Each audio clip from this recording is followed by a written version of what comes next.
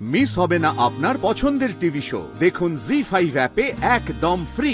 আমি যদি আবার এই শহরটা ছেড়ে চলে যেতে চাই, তুমি বোধহয় আর এবার আমাকে আটকাবে না, তাই না? আবার সেই ভোরবেলায় গাড়ি নিয়ে এসে আমার গাড়ি তুমি আটকাবে না, তাই না রাই? আমার হাত ধরে তুমি আর আমাকে যেতে দেবে না, এটা আর হবে না, তাই না রাই? বলো, আমার আর কোনো দামই নেই তোমার কাছে, তাই না রাই? দাম দিয়ে মানুষকে মাপা যায় কিনা আমি জানি না, তবে না, আর আটকাবো না। তাহলে সেদিন কেন আটকেছিলে আমাকে? আমার জীবন আর তোমার জীবন এখন আর একসঙ্গে বাঁধা নেই, তাই তখন মনে মনে তোমার প্রতি একটা দুর্বলতা ছিল, আমি তোমার প্রতি দুর্বল ছিলাম, তাই হয়তো আটকেছিলাম। আজ আর সেই দুর্বলতার এতটুকু অবশিষ্ট নেই। না, আজ আর সেই দুর্বলতাটা নেই। অনেক কষ্টে পেরিয়ে এসেছি, অপমানের মূল্যে পেরিয়ে এসেছি।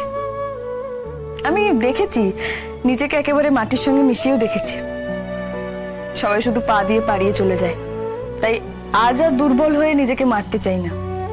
আমাকে ক্ষমা করে দাও না রাই, প্লিজ, ফর গডস সেক। একদিন আমরা সামনাসামনি হই। তোমার যত রাগ আছে, যত অভিমান হয়েছে আমার উপর, যা কিছু বলার আছে তুমি সব বলো, আমি মাথা পেতে সব শুনবো। কিন্তু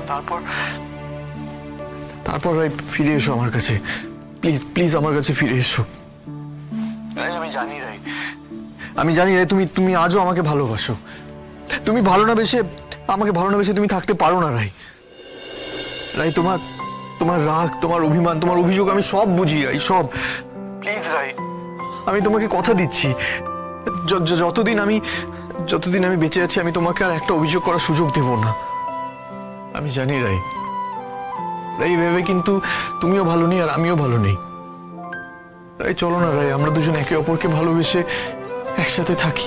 অনির্বাণ, তুমি একসাথে অনেক কথা বলে ফেলছো, অনেক কিছু একসঙ্গে চাইছো। আমি সত্যি বলছি, আমি এত কিছু ভাবার পর্যায়ে যাইনি এখনো পর্যন্ত। আমাকে প্লিজ একটু সময় দাও, আমাকে সবকিছু ভাবতে একটু সময় দাও। ভাববে রাই, ভাববে তুমি আমার কাছে ফিরে আসার কথা ভাববে? এত সহজ নয় সবকিছু।